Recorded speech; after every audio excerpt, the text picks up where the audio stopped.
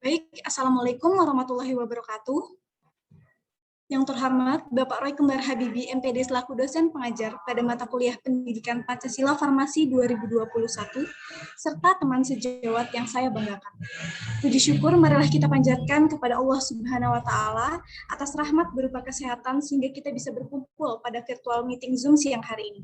Tak lupa juga salawat serta salam semoga tetap tercurahkan kepada baginda Rasulullah Muhammad Shallallahu Alaihi Wasallam.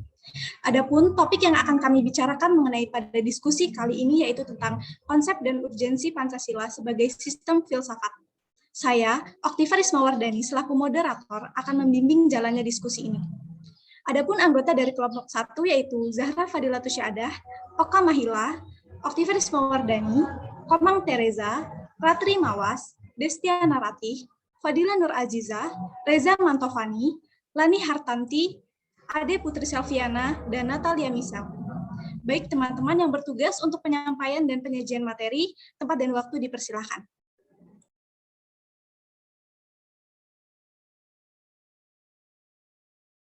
Baik, izin saya untuk memaparkan outline untuk materi kali ini.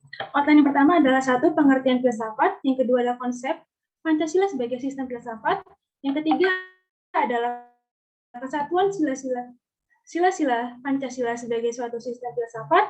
Yang keempat adalah sumber historis, sosiologis, dan politis Pancasila sebagai sistem filsafat. Yang kelima adalah urgensi Pancasila sebagai sistem filsafat.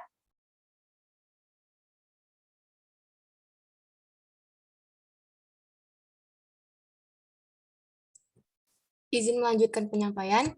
Pengertian filsafat. Secara etimologi, filsafat berasal dari bahasa Yunani, yaitu filosofia, yang terdiri dari dua kata, philo, philos, philein, yang memiliki arti cinta, pecinta atau mencintai, dan sophia yang berarti kebijakan, kearifan, hikmah, hakikat kebenaran.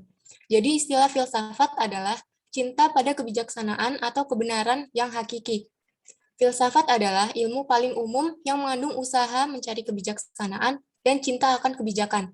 Berfilsafat berarti berpikir sedalam-dalamnya atau merenung terhadap sesuatu secara metodik, sistematik, menyeluruh, dan universal untuk mencari hakikat sesuatu.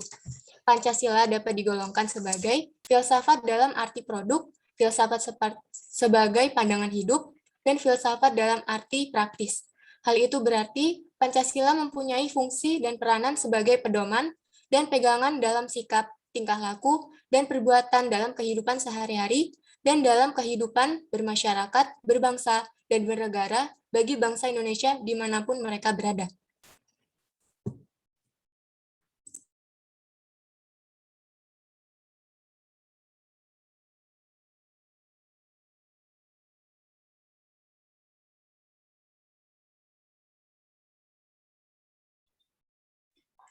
Tiga hal yang mendorong manusia untuk berfilsafat. Yang pertama, keheranan. Sebagian filsuf berpendapat bahwa adanya kata heran merupakan asal dari filsafat. Rasa heran itu akan mendorong untuk menyelidiki. Yang kedua, kesangsian. Merupakan sumber utama bagi pemikiran manusia yang akan menuntun pada kesadaran. Sikap ini sangat berguna untuk menentukan titik pangkal yang kemudian tidak disangsikan lagi. Yang ketiga, kesadaran akan keterbatasan. Manusia mulai berfilsafat jika ia menyadari bahwa dirinya sangat kecil dan lemah, terutama jika dibandingkan dengan alam sekelilingnya. Kemudian muncul kesadaran akan keterbatasan bahwa di luar yang terbatas pasti ada sesuatu yang tidak terbatas. Oke, selanjutnya.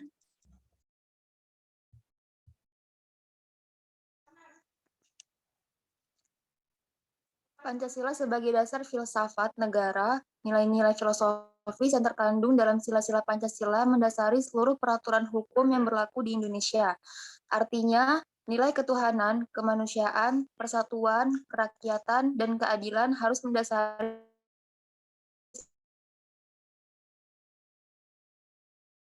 seluruh peraturan perundang-undangan yang berlaku. Nor Bekri menjelaskan perenungan yang mendalam dari para tokoh kenegaraan Indonesia. Hasil perenungan itu semula dimaksudkan untuk merumuskan dasar negara yang akan merdeka. Sastra Prateja menegaskan bahwa fungsi utama Pancasila menjadi dasar negara dan dapat disebut dasar filsafat adalah dasar filsafat hidup kenegaraan atau ideologi negara. Next, selanjutnya.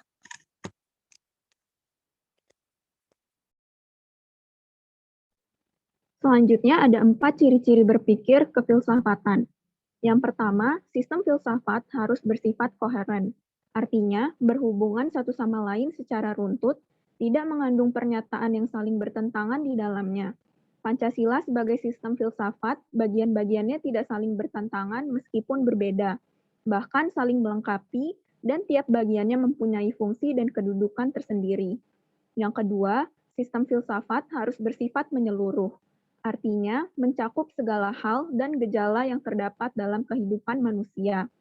Pancasila sebagai filsafat hidup bangsa merupakan suatu pola yang dapat mewadahi semua kehidupan dan dinamika masyarakat di Indonesia. Yang ketiga, sistem filsafat harus bersifat mendasar. Artinya, suatu bentuk perenungan mendalam yang sampai ke inti mutlak permasalahan sehingga menemukan aspek yang sangat fundamental. Pancasila sebagai sistem filsafat dirumuskan berdasarkan inti mutlak tata kehidupan manusia menghadapi diri sendiri, sesama manusia, dan Tuhan dalam kehidupan bermasyarakat dan bernegara.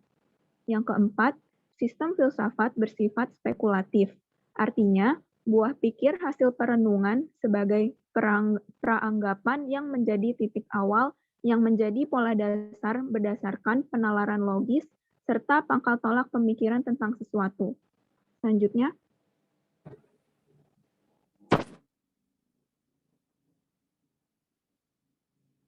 Kesatuan sila-sila Pancasila sebagai suatu sistem filsafat.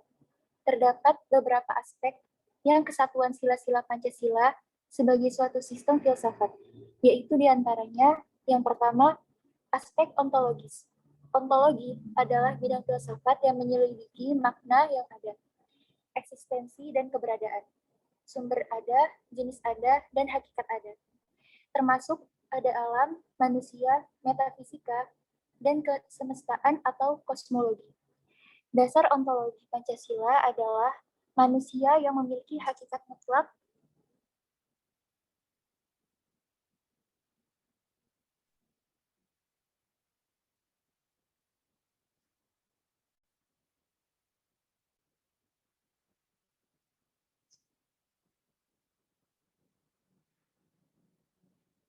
monopluralis, oleh karenanya itu disebut juga sebagai dasar antropologis. Yang kedua, aspek epistemologi. Epistemologi adalah bidang atau cabang filsafat yang menyelidiki asal, syarat, susunan, metode, dan validitas ilmu pengetahuan.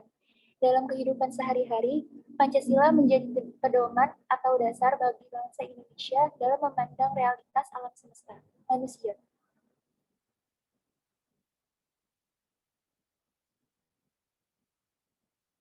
Lalu yang ketiga ialah aspek aksiologi. Aksiologi adalah cabang filsafat yang menyelidiki makna nilai, sumber nilai, jenis nilai, tingkatan nilai, dan hakikat nilai, termasuk estetika, etika, ketuhanan, dan agama. Nilai-nilai material relatif mudah diukur, yaitu dengan menggunakan indera maupun alat pengukur lainnya. Sedangkan nilai rohaniah, alat ukurnya adalah hati nurani manusia, yang dibantu indera manusia, yaitu cipta, rasa, karsa, serta keyakinan manusia. Next.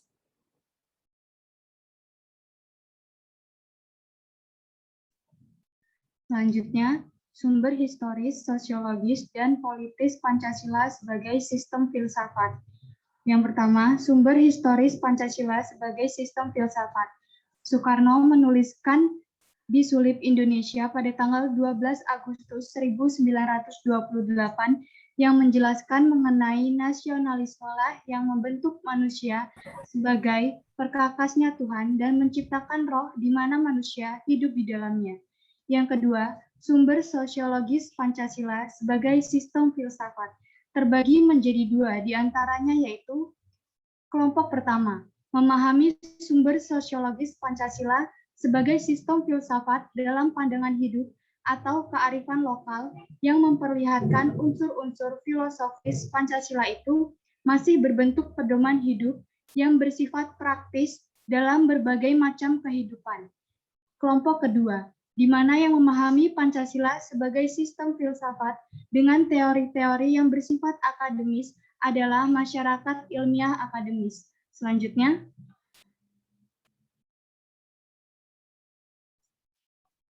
3. Sumber politis Pancasila sebagai sistem filsafat. Pada mulanya, Pancasila adalah konsensus politik yang setelah itu berkembang menjadi sistem filsafat. Sumber politis Pancasila sebagai sistem filsafat dapat dikelompokkan ke dalam 2 kelompok. Di antaranya, kelompok pertama mencakup wacana politis mengenai Pancasila sebagai sistem filsafat dalam sidang BPUPKI, PPKI, dan pada kuliah umumnya antara tahun 1958 serta 1959 mengenai pembahasan sila-sila Pancasila secara filosofis. Kelompok kedua mencakup berbagai macam argumen politis mengenai Pancasila sebagai sistem filsafat yang disebutkan kembali pada era reformasi, yaitu pada pidato politik Habibie 1 Juni 2011. Sumber politis Pancasila sebagai sistem filsafat berlaku juga atas kesepakatan penggunaan simbol dalam kehidupan bernegara. Contoh simbol burung Garuda. Next. Urgensi Pancasila sebagai sistem filsafat. Beberapa faedah filsafat yang perlu diketahui dan dipahami adalah sebagai berikut. Pertama, faedah terbesar dari filsafat adalah untuk menjajaki kemungkinan adanya pemecahan-pemecahan terhadap problem kehidupan manusia. Yang kedua, filsafat adalah suatu bagian dari keyakinan yang menjadi dasar perbuatan manusia. Ide-ide filsafat membentuk pengalaman manusia pada waktu sekarang. Ketiga, filsafat adalah kemampuan untuk memperluas bidang-bidang kesadaran manusia agar dapat menjadi lebih hidup, lebih dapat membedakan, lebih kritis, dan lebih pandai. Manusia memerlukan filsafat karena beberapa alasan. Pertama, manusia telah memperoleh kekuatan baru yang besar dalam sains dan teknologi. Telah mengembangkan berbagai macam-macam teknik untuk memperoleh ketentraman dan kenikmatan. Yang kedua, filsafat adalah kerjasama dengan disiplin ilmu lain, memainkan peran yang sangat penting untuk membimbing manusia kepada keinginan-keinginan dan aspirasi mereka. Dengan demikian, manusia dapat memahami pentingnya peran filsafat dalam kehidupan bermasyarakat, berbangsa, dan bernegara. Next.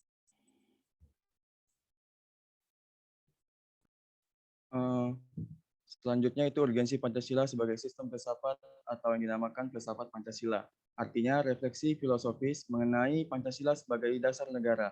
Sastra Prateja menjelaskan makna filsafat Pancasila sebagai berikut. Yang pertama yaitu agar dapat diberikan pertanggungjawaban rasional dan mendasar mengenai sila-sila dalam Pancasila sebagai prinsip-prinsip politik. Yang kedua yaitu agar dapat dijabarkan lebih lanjut sehingga menjadi operasional dalam bidang-bidang yang menyangkut hidup bernegara. Ketiga, dapat membuka dialog dengan berbagai perspektif baru dalam kehidupan berbangsa dan bernegara. Yang keempat yaitu agar dapat menjadi kerangka evaluasi terhadap segala kegiatan yang bersangkut paut dengan kehidupan bernegara, berbangsa, dan bermasyarakat, serta memberikan perspektif pemecahan terhadap permasalahan nasional. Next.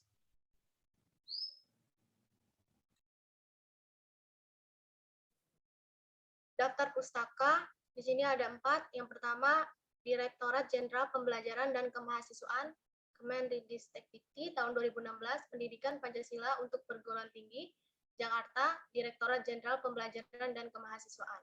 Yang kedua, Muci et al. Tahun 2007, Pendidikan Pancasila, Jakarta, Universitas Gunadarma. Yang ketiga, Nurwardani et al. Tahun 2016, Pendidikan Pancasila untuk Perguruan Tinggi Jakarta, Direktorat Jenderal Pembelajaran dan Kemahasiswaan, Kementerian Riset Teknologi dan Pendidikan Tinggi. Dan yang terakhir, Samsudin, tahun 2019, Pentingnya Pancasila dalam Kehidupan Berbangsa dan Bernegara, nomor 12, halaman 2, halaman 68 sampai 85. Sekian. Baiklah teman-teman, dikarenakan tidak adanya sesi tanya-jawab, demikianlah presentasi kelompok kami hari ini. Jika ada pertanyaan, bisa menghubungi Notilen, yaitu Oka Mahila melalui private chat. Saya sebagai moderator, mohon maaf atas kekurangannya dan terima kasih untuk perhatiannya. Wassalamualaikum warahmatullahi wabarakatuh. Waalaikumsalam warahmatullahi wabarakatuh. Dan untuk kelompok kedua silakan di share screen.